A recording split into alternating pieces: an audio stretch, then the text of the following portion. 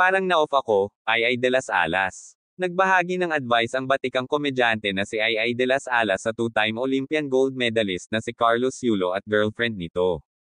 Sa isang video, ipinaabot ni Ai ang pagbati sa tagumpay ni Carlos pero hindi nito mapigil ang maglahad ng kanyang opinyon at obserbasyon.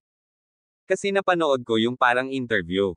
Parang na-off ako kasi si Girlie habang ini-interview si Carlos yung bata nakasandal dito yung baba nung girl.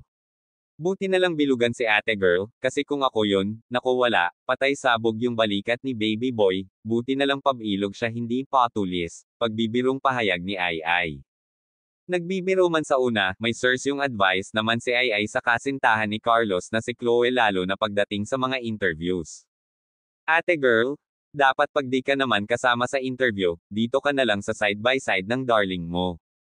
Kasi syempre Olympian yan, siya yung ini-interview. Dapat di ka na sumasali ng kahit kaunti doon sa eksena, mensahe ni Ai para kay Chloe. May pakiusap din ito sa mga mag-i-interview kay Carlos na sana'y piliin na ang itatanong at iwasan na sana ang mga personal questions. Doon naman sa mga nag-i-interview, utang na loob, wag nyo na siyang tanungin tungkol doon, di naman showbiz yang bata. Huwag na ninyo siyang tanungin doon sa personal na nilang buhay. Kasi nagkikreate pa ng intriga. Ibang tanong na lang, yung tungkol sa Olympics. Huwag na yung sa personal nilang buhay, di ba, Ai de las Alas. Please like and share and subscribe and comment. Thanks!